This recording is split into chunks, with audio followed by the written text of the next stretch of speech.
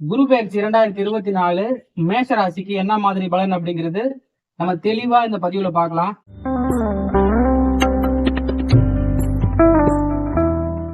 குருவே சரணம், குருவே துணை.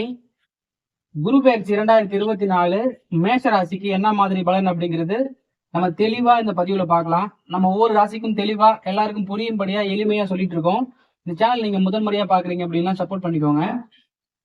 மேஷராசிக்கு தனஸ்தானத்துக்கு 2வது இடத்திற்கு குரு பயிற்சி ஆகிறாரு.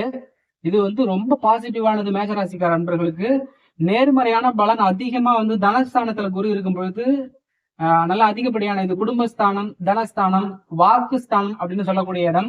இந்த இடத்துல குரு வரும் பொழுது மேஷராசிக்கார அன்பர்களுக்கு ஒரு புதிய நபர் வருகை அப்படிங்கிற மாதிரி, ஒரு குழந்தை உருவாகிறதாக இருக்கட்டும், ஒரு திருமணம் பண்ணி அவங்களுடைய வீட்டுக்கு ஒரு புதிய நபர் வருகைக்காக இருக்கட்டும், பணம் காசு மிச்சப்படுத்துறது 2ஆம் இடம்ங்கிறது தனஸ்தானம். அது மாதிரி பொருளாதாரத்துல மிச்சமடையக்கூடிய இடம் அப்படிங்கிறது பாத்தீங்கன்னா 2ஆம் இடம் நல்லா வலிமையா இருந்தாதான் அவங்களுக்கு நிறைய பணம் காசு சேரும். அதுக்கு இந்த வருடம் ரொம்ப சுபத்தன்மையான வருடமாக இருக்கும்.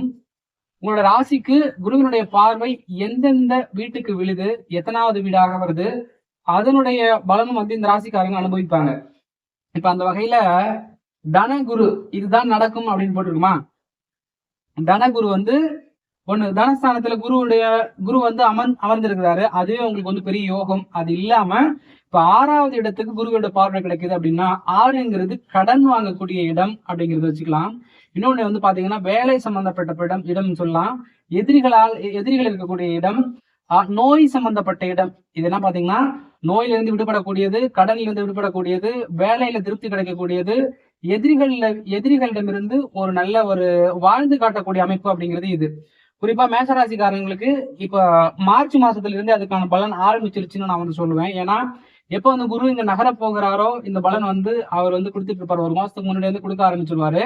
பெரும்பாலும் மேஷராசிக்கார நண்பர்கள் ஒரு கடன் வாங்கியிருப்பாங்க. இப்ப சமீபமா ஒரு 2-3 மாதத்துல ஒரு கடன் வாங்குறது, ஒரு பொருளை பாத்தீங்கன்னாக்க அடமானம் வச்சு, ஒரு தங்க நகைகள்லாம் அடமானம் வச்சு அதுக்காக ஒரு பயன்படுற மாதிரி ஒரு செலவா தான் இருக்கும். இருந்தாலும் தேவைக்காக அடமானம் வச்சு சில செலவுகள் நடந்துட்டு இருக்கும்.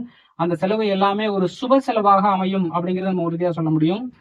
இந்த மேஷராசிக்கார அன்பர்கள் நோய் இல்லாம இருக்கிறாங்கன்னா ஆச்சரியம் தான். ஏதோ ஒரு பயம் ஏற்பட்டுரும். எந்த அளவுக்கு தைரியம் இருக்கோ அந்த அளவுக்கு பாத்தீங்கன்னா அவங்களுக்கு பயந்த சுபாவம் இருக்கும். அதுபோல உடல் ரீதியாக கொஞ்சம் பிரச்சனை இருந்தாலும் அதிகமா பயப்படக்கூடிய நபர்கள் மேஷராசிக்கார அன்பர்கள். குறிப்பா 2024-25 வரக்கூடிய குரு பயிற்சியானது மேஷராசிக்காரர்களுக்கு நோயிலிருந்து விடுபடக்கூடிய அமைப்பை கொடுக்கும். நோயிலிருந்து ஒரு நிவாரணம் தரும் அப்படிங்கிறது நம்ம உறுதியா சொல்ல முடியும். கடன்ங்கிறது 6ஆம் இடம் தானே. 6ஆம் இடத்திற்கு குருவினுடைய பார்வை கிடைக்கும் பொழுது பொருளாதாரத்தில் ஒரு நல்ல பணப்பழக்கம் ஏற்பட்டு அந்த பணப்பழக்கத்தின் மூலமாக இந்த கடனில் இருந்து மீண்டு வரையக்கூடிய அமைப்பு இருக்கும்.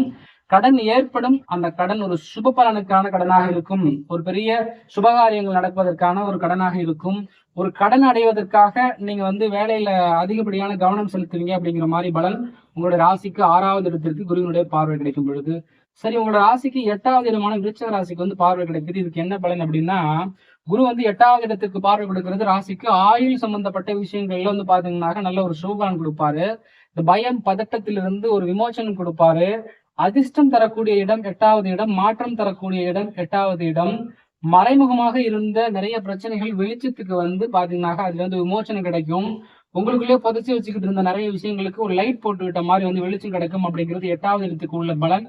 அப்படிங்கிறதுனால 8வது இடத்துக்கு குருவினுடைய பார்வை கிடைக்கிறது மேஷராசிக்கு சிறப்பான பலன்கள் தரும் அப்படின்னு நம்ம உறுதியா சொல்லலாம். அடுத்து காலபுருஷனுக்கு 10வது இடமான மகர ராசிக்கு குருவினுடைய பார்வை 9ஆம் பார்வையாக கிடைக்குது.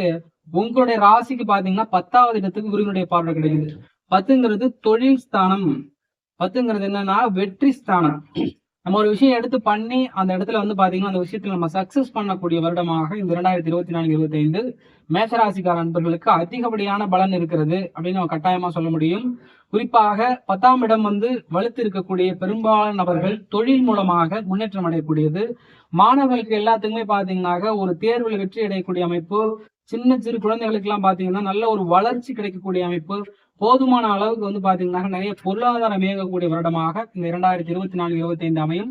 மேஷராசிக்கு தனகுரு அப்படிங்கிறதுனால கட்டாயம் உங்களுக்கு சிறப்பான பலன்கள் காத்து கொண்டிருக்கிறது.